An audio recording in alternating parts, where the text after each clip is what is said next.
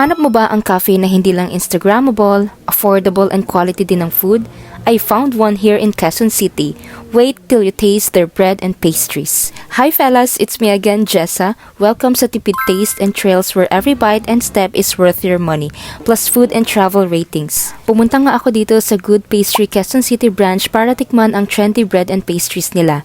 May nakapagsabi kasi sa akin na masarap naman daw ang mga tinapay nila dito, pero hindi ako maniniwala until I taste it. My budget here is 1,000 pesos, kaya let's see if sulit bang tumambay at kumain dito. So pumasok ako at ito ang bumungad sa akin. The Instagrammable interior of the cafe is really giving. Their pastries, parang mga nakikita ko lang din sa online na malalaki pero dito masarap. Pero wag muna natin siya i-judge until matikman natin. So I ordered their strawberry pandoro for 210 pesos, tiramisu croissant for 210 pesos, takgu bread for 85 pesos, and fried saboro for 75 pesos. I also ordered their cafe latte for 190 pesos. My total is 770 pesos. Wala rin tong service charge. Habang hinihintay namin ang orders namin, nilibot muna namin ang buong place and ang ganda niya. Literal na Instagrammable and pinag-isipan ng interior niya. Medyo maaga pa dito kaya wala pa masyadong customer, kaya mas nakalibot pa kami. Accommodating din ang staff nila, binigyan kami agad ng service water and they all smile when they serve. Sakto lang din yung lamig ng place, hindi ka giginawin. Mabango ang CR nila in fairness. Meron din silang part dito na where you can wear their K-drama outfit for free. So here comes the food. We tried first the takgu bread and it's tasty. Hindi masyadong matamis. Nalalasahan ko dito yung mongo bread, so i-rate ko siya ng 7 out of 10. Next is itong cafe latte nila. Not too strong, sakto lang sa taste buds ko and hindi ako napaso. Yun talaga yung gusto ko, yung hindi ako napapaso, so i-rate ko siya ng 8.5 out of 10. Next is the fried saboro. Crunchier outside since fried siya compared sa takgu bread.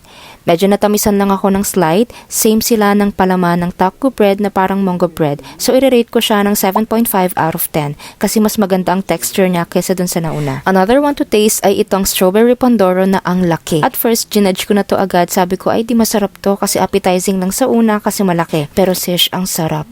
Para sa trentaheng katulad ko, di siya masyadong matamis at well-fermented ang bread nila. Quality talaga. Kaya hindi masasayang ang pera mo dito, kaya i-rate ko to ng 9 out of 10. Last on our list ay ang tiramisu croissant na kailangan pang pisilin to para lumabas ang katas. Quality din ng bread dito. Actually, parang lahat naman well-fermented ang bread na ginamit, kaya if makarami ka ng kain, hindi ka ganon kabusog. With its taste, syempre hindi siya masyadong matamis and you will really enjoy the every bite of their bread, kaya i-rate ko to ng 9 out of 10. So, kung i-rate ko ang overall experience ko sa Good Pastry, for their service, it's 10 out of 10 kasi legit, mababait ang mga staff. The interior, 1 million over 10. Nakaka-Instagrammable talaga siya. And syempre, the food with its price na 770 pesos, coffee and bread, 9 out of 10, good quality ang mga ginamit na ingredients, and hindi masasayang ang pera mo. Hindi ako nagsisi dito sa cafe na to kasi madalas ang mga cafe dito sa Pilipinas ay maganda lang ang interior pero hindi quality ang mga food.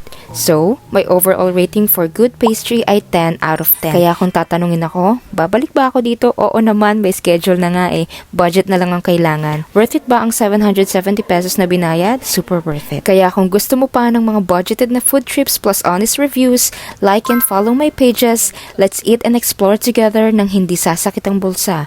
Worth it ba?